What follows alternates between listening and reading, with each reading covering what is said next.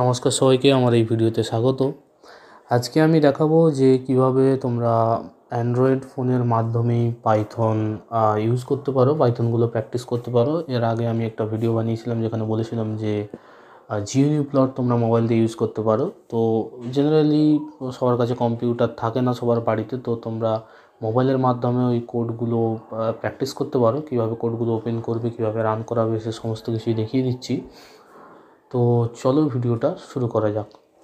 তো প্রথমে প্লে স্টোরে চলে যাবে, যাওয়ার পরে এখানে পাইথন ফর অ্যান্ড্রয়েড এইরকম লিখে সার্চ করবে, বা শুধু পাইথন লিখে সার্চ করতে পারো। তো এখানে দেখতে পাচ্ছ এই যে লোগোটা আমার অলরেডি ইনস্টল করা আছে, পাইড্রয়েড 3 নামের যে অ্যাপটা, এটা ইনস্টল করবে। এর সাথে সাথে এখানে এই যে প্লাগইন দেখতে পাচ্ছ, রিপোজিটরি, এই যে প্লাগইন, এটাও ইনস্টল করে নেবে, নাহলে পাইথনটা রান করবে না। এই দুটো ইনস্টল করে নেওয়ার পরে এরকম চলে আসবে তোমাদের লোগো, সেটা জাস্ট ওপেন করবে, এরকম একটা ইন্টারফেস আসবে। এখানে সেটিংয়ে গিয়ে তোমরা বিভিন্ন অ্যাপিয়ারেন্স চেঞ্জ করতে পারো এখান থেকে, তো না চেঞ্জ করলেও চলবে। আর এখান থেকে পরবর্তীকালে তোমরা যেহেতু এখন বিগিনার, যখন পাইথন কিছুটা শিখে যাবে, বুঝতে পারবে যেগুলো মডিউল আমাদের ইনস্টল করতে হয় বাইরে থেকে। তো এখানে পিপ বলে যে জায়গাটা আছে, এখান থেকে লাইব্রেরির নাম লিখে তোমরা ইনস্টল করতে পারো, বা এখানে কিছু দেয়া আছে তোমাদের পরের সেমিস্টারে লাগতে পারে, সাইপাই আর ম্যাটপ্লটলিব এখানে রয়েছে। এখান থেকে জাস্ট ইনস্টলে ক্লিক করলে এখান থেকে ইনস্টল করা যাবে। তো এখানে আমি জাস্ট একটা কোড লিখে দেখাচ্ছি, কিছু একটা প্রিন্ট করে দেখাচ্ছি।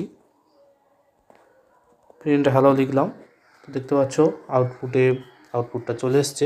এই যে নিচের যেই যে আইকনটা দেখতে পাচ্ছ, রান বাটন, প্লে বাটনের মতো, এটাই রান বাটন। এখান থেকে যে কোডটা তোমরা করলে, এখানে দেখতে পাচ্ছ নিউ স্টার বলে লেখা আছে, মানে এই ফাইলটার কোনো নাম এখনও দেওয়া হয়নি। তো এখানে জাস্ট তোমরা যে কোডটা করলে সেটাকে সেভ করতে পারো, সেভ অ্যাজ করে সেভ করবে। তোমাদের একটা ফোল্ডার বানিয়ে নেবে, যেমন আমার এই পাইড্রয়েড 3 বলে একটা বানানো আছে, এখানে গিয়ে জাস্ট রিনেম করে দেবে যা রাখতে চাও। আমি ধরো ABC দিয়ে দিচ্ছি, abc.py।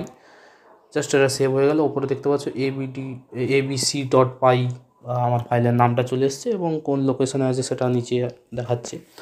তো এবারে আমার যদি মোবাইলের মধ্যে ফাইল অলরেডি এক্সিস্ট করে, আমি সেটাকে ওপেন করতে চাইছি, তার জন্য জাস্ট ওপেনে যাবে, ইন্টারনাল স্টোরেজে যাবে, তোমার যে ফোল্ডারের মধ্যে ফাইলটা আছে জাস্ট সেখানে গিয়ে তার উপরে টাচ করলেই দেখতে পাচ্ছ কোডটা চলে এসছে। এখান থেকে জাস্ট রান করতে পারো, যেরকম কোড লেখা আছে তার আউটপুটটা আসবে।